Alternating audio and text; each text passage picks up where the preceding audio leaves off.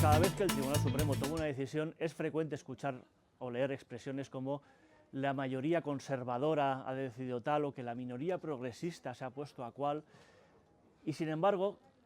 cuando se examinan las decisiones que toma el Tribunal Supremo, excepto en casos muy polémicos, lo cierto es que no en la mayoría de los casos es una mayoría de 6 jueces propuestos por presidentes republicanos frente a 3 juezas en este caso, porque las 3 son mujeres,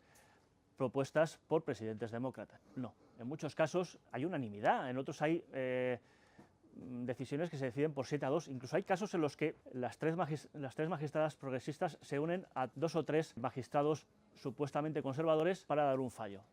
Y entonces, ¿por qué? ¿Cómo funciona esto realmente? Pues bien, tenemos que remontarnos un poco, tenemos que remontarnos casi un siglo, hasta el New Deal,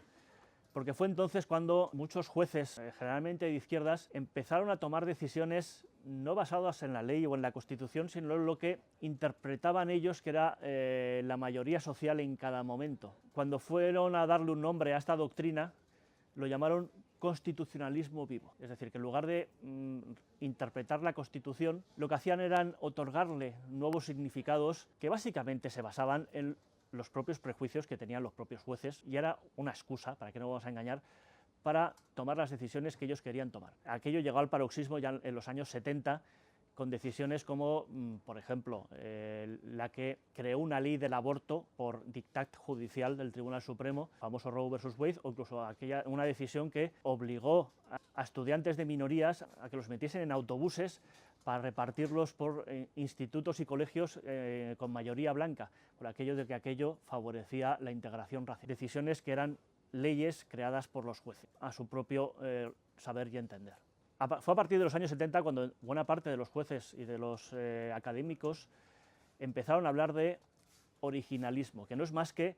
interpretar tanto la Constitución como las leyes según lo que dice el texto y, en el supuesto de que haya dudas, intentando interpretarlo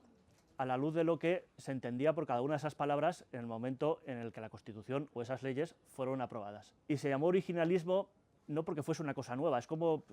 cuando se empezó a hablar de césped natural, cuando se empezó a fabricar el césped artificial y por lo tanto aquello que siempre se había llamado césped sin más, pues hubo que ponerle un nombre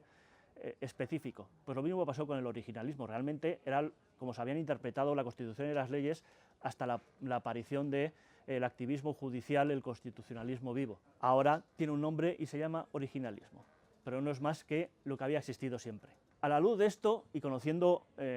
cómo piensan cada uno de los jueces del Supremo, podemos entender más cosas. Así, digamos, hay 3 jueces, que son Thomas Alito y Gorsuch, que son constitucionalistas, originalistas muy estrictos, que salvo casos muy raros siempre se ajustan al significado y a lo que quiere decir la Constitución y las leyes. Luego hay otros 2, que son Kavanaugh y Barrett, que siendo constitucionalistas, pues igual pueden dejarse llevar más a menudo por otras consideraciones, como pueda ser la tradición y los precedentes. Luego tenemos otros 2 magistrados, que son John Roberts y Elena Kagan, que siempre dejan, aunque tengan cierta base constitucionalista, siempre dejan que otras consideraciones, o casi siempre dejan que otras consideraciones tomen el puesto de mando en sus decisiones. En el caso de John Roberts, que es el presidente del tribunal, pues él se considera que su principal misión es conservar el prestigio y el respeto que tiene la opinión pública hacia el Poder Judicial. Y muchas veces esa es su principal motivación. En el caso de Elena Kagan, muchas veces su ideología de izquierdas es más importante que la filosofía originalista. Y luego tenemos otras 2 magistradas, que son Sotomayor y Jackson, que son adherentes plenas del constitucionalismo vivo y sabemos exactamente qué es lo que van a votar en cada momento porque es lo que el Partido Demócrata considera que es bueno. Una vez entendido esto, se pueden comprender mejor muchas de las mayorías que votan en el Tribunal Supremo. Antes de que muriera Ruth Bader Ginsburg y fuera sustituida por Barrett, los originalistas no tenían mayoría, porque era John Roberts el que decidía